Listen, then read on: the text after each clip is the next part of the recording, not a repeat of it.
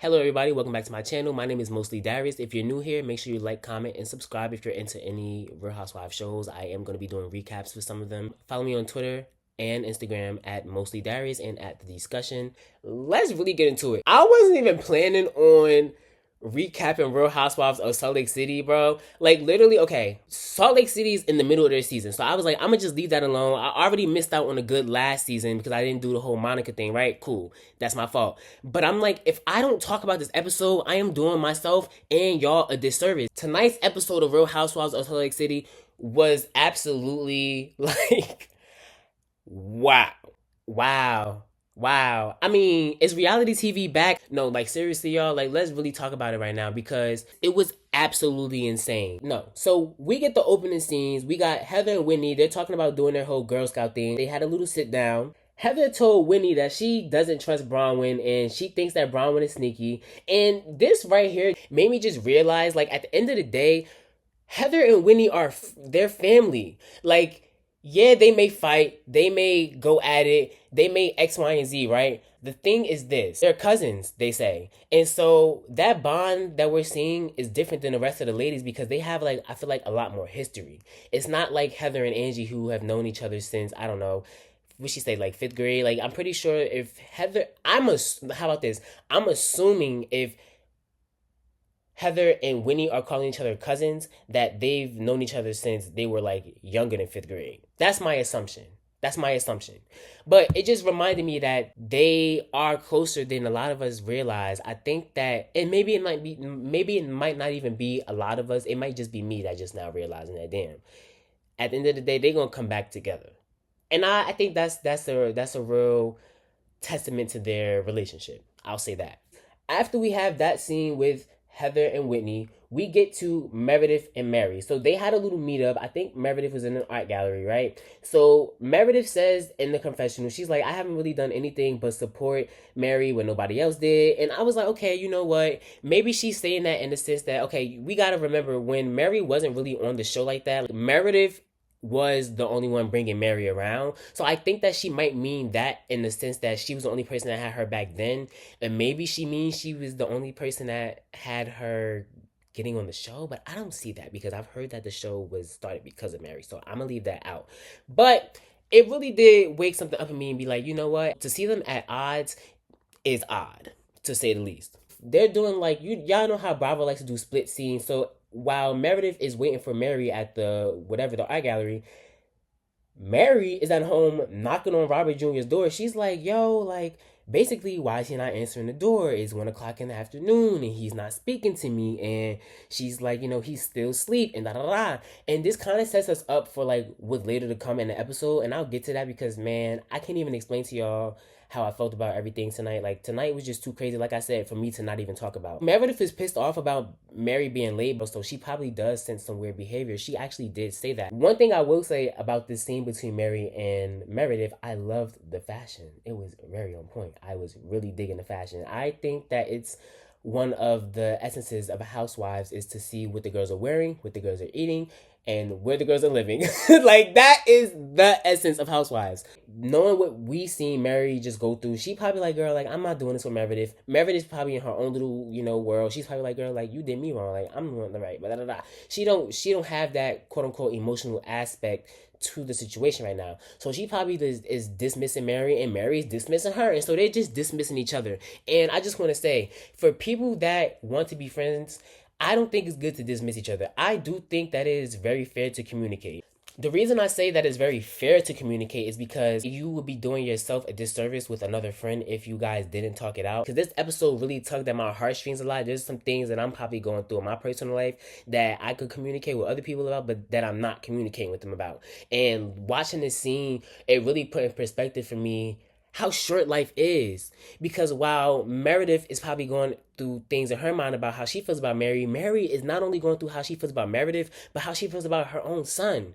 And I'm pretty sure Meredith has some things she feels about her own son because they're both moms. We move on. Angie and Lisa Barlow, they have this little sit down, and I just feel like it was I'm not gonna call it a crock of BS because obviously they have a friendship, but to me it just feels like, okay, it was so easy for y'all to make up because y'all are real friends, but it kind of brings me back to like, what was y'all fighting about again? Oh, because Lisa was mad that Angie seen her side and Whitney's side, and so she got mad. And it was just like the whole scene was kind of a waste of time to me because I felt like Angie did a lot of apologizing. But I will say Angie did stand her ground about a lot of things that she felt happened between her and Lisa. I just felt that there was a lot of apologizing going on and not enough accountability being taken. But I could be wrong. I could be wrong. I could be wrong. But am I? What I will say about them, they didn't take it too far with the disrespect, although they did both mention each other's children. That was crazy. If I was friends with somebody, I wouldn't want you to talk about my child, but that's just me as a friend with somebody. These women operate differently. Let's fast forward to the Girl Scout event that Heather and Whitney put together. They do split scenes again. We got Angie and Mary in one car, and then we got Meredith, Bronwyn, and Lisa in another car. Mary said Meredith can stop complaining about being late if she actually lived in Salt Lake City.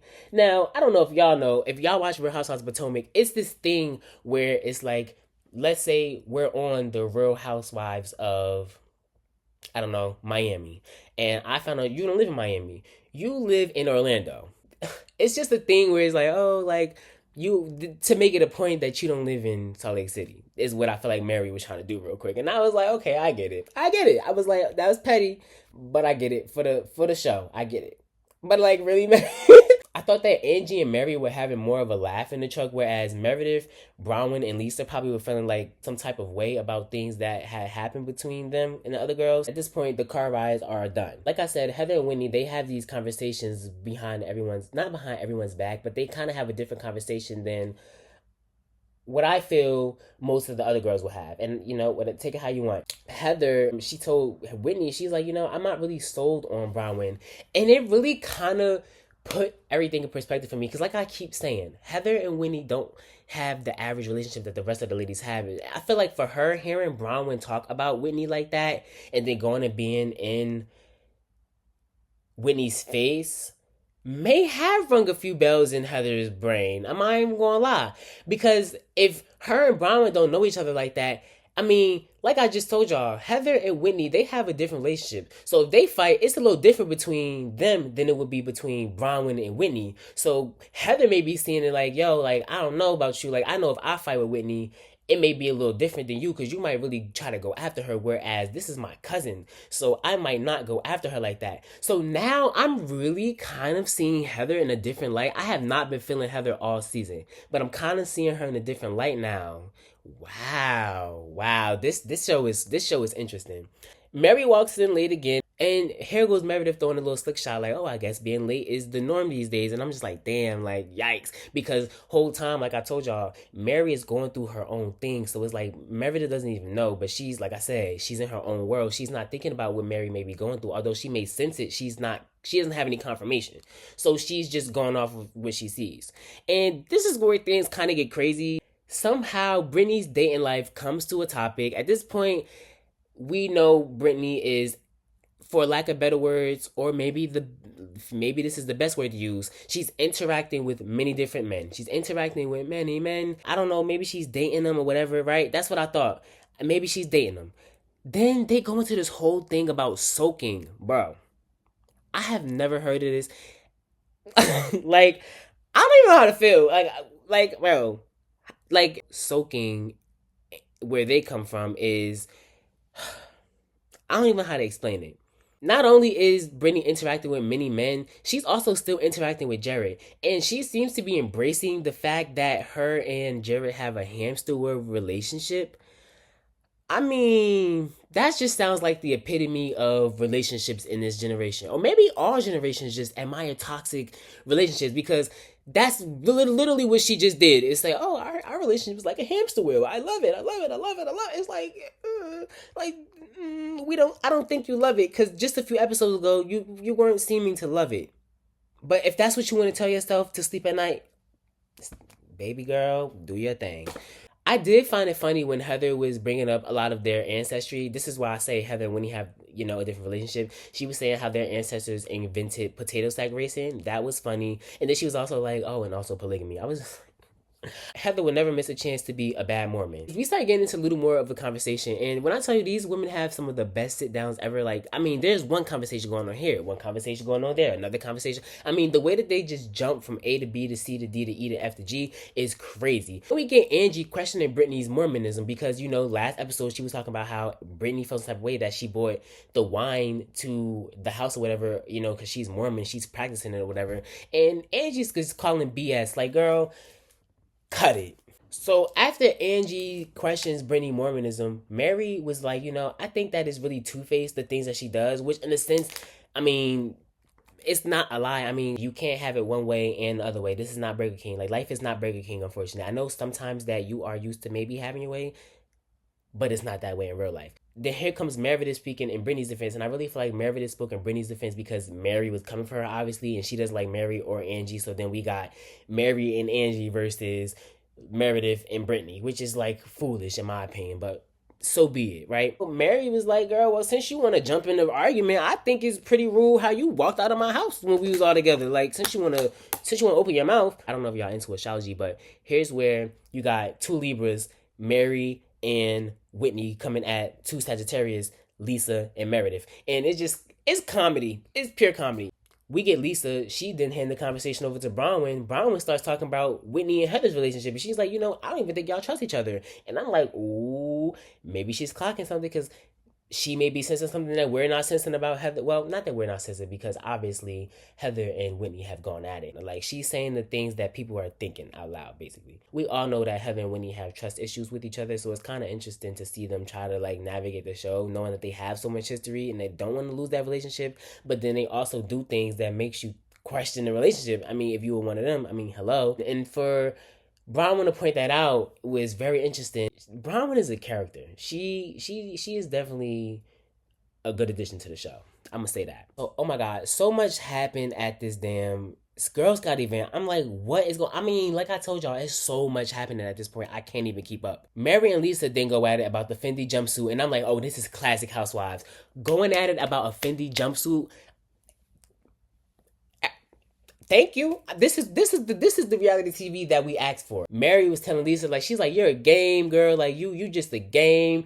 I was crying. I'm like, oh my God, like, Mary is fed up. It is not funny because we know why Mary's fed up, but it's like they don't know. But like, Mary is going off on them, and you know what, Mary has been, I mean, you know, in the previous season, she wasn't really trying to come out to play like that. Like, not come out to play like, oh, it's a fun time, but like, she wasn't trying to come in to like do too much on camera. Like, it wasn't translating that she was bothered, but you can clearly tell she's bothered. And she even mentioned that to Meredith earlier in the episode when they meant to talk. It's just more of a forewarning of what's to come in the episode with Mary.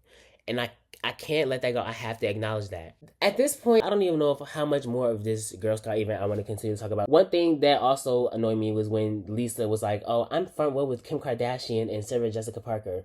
Like, girl, who cares? You're getting ate up by Mary M. Cosby right now. So, sorry, that doesn't matter at this point. Angie told Bronwyn to shut the fuck up, and Bronwyn left, and she was like, oh, Angie, tell me to shut the fuck up one more time, and Meredith gets something. She left, and it's just like the event was over. At this point, we go into Meredith's Shabbat event. So Brittany showed up with Jared, predictable. Moving on, Meredith asked Meredith's son if he knows about soaking. Is that what we're doing? Is that what we're doing, Heather?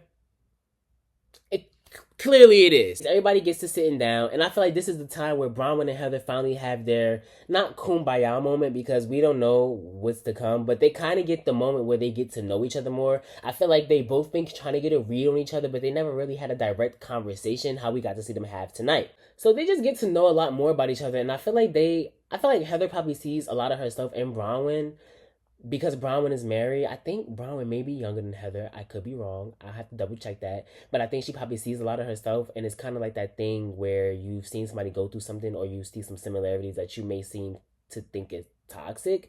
And she probably is looking at Bronwyn like, damn, girl, I know your type. But I also think that it's some things that Bronwyn might see that she could see about Heather, and she might not agree. And that's just what makes the world go round, completely being honest with y'all, right? What I do think was interesting about this whole scene was when Bronwyn told Heather, like, I can be real snarky.